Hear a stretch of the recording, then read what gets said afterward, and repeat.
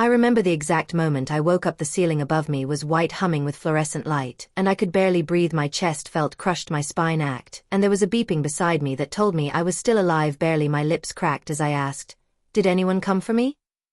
The nurse paused, didn't speak, didn't have to. Her silence was louder than any scream. I had been in a coma for 3 days dangling between this world and the next, and no one had come. Not my father, not my mother, and definitely not my brother Daniel, the one they always bragged about like he walked on water. But you know who did show up? My neighbor, Miss Delaney. She's 74, has bad knees, and still made the effort to find me when my car went off the road in a snowstorm. She called for help. She rode in the ambulance. She sat beside me while I was unconscious. She made sure I wasn't alone. Meanwhile, my own parents didn't even call to see if I was still breathing. But it didn't start here. Growing up, I was always the expense, the second child, the mistake. Daniel, he was the trophy. I was the receipt. Every little success of mine, graduation, starting my small design studio, moving out, barely earned a nod. But Daniel, he flunked out of school, and they said he was too brilliant to be boxed in. He racked up debt, wrecked cars, and still got bailed out. Meanwhile, I got lectures for needing an inhaler refill. So lying in that hospital bed, broken and alone, something inside me changed. No, it didn't change. It snapped clean in half. I left the hospital days later limping and broke. I owed thousands in medical bills, no insurance, no backup, just me and a cane. I returned to the tiny studio I'd been barely managing to afford, and I started planning not revenge, a reinvention. And then out of nowhere, life opened a door I didn't even know existed. An attorney called. Apparently my great-aunt Helena had passed away. We'd only met twice, but she left me everything. I thought it was a mistake at first, but no, she had been quietly following my art online, supporting me, believing in me when no one else in my family did. The will was clear. Her estate, investments, property, it was all mine. A vineyard, rental homes, stocks, over $3 million in assets, and a handwritten note to the one who felt invisible and still chose kindness. I didn't post about it, didn't brag. I just paid off my hospital debt, cancelled my lease, and walked among the grapevines of my new land, exhaling for what felt like the first time. Then Daniel texted, "No, glad you're alive. Just, hey, heard you're ghosting mom and dad, don't be weird." Classic. And days later they showed up uninvited, standing in the foyer of the beachside condo I just listed for sale. Their eyes roamed over the marble counters, the high ceilings, the designer furniture. "Whose place is this?" My mom asked. I said nothing, just smiled and asked, "Can I help you?"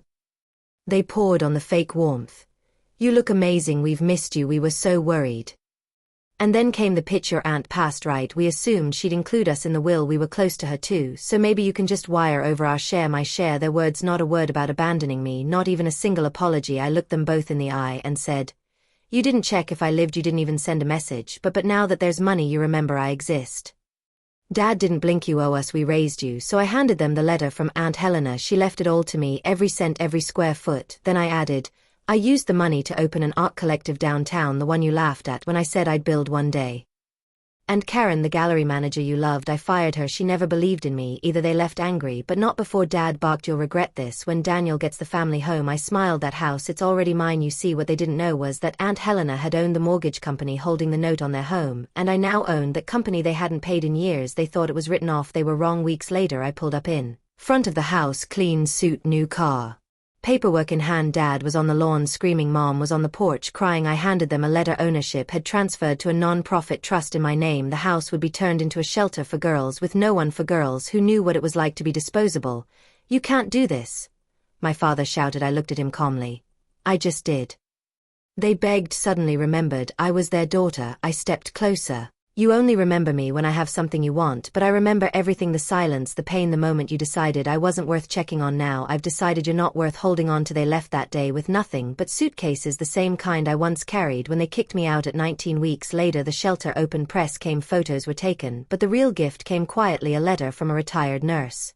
Inside, a photo, me unconscious in a hospital bed, and her holding my hand. She wrote, "They left after 5 minutes, but I stayed until sunrise. You weren't alone." And I wept, not from grief but from release, because my story didn't end with rejection. It started there. They were never my foundation, they were the fire, but I learned how to rise from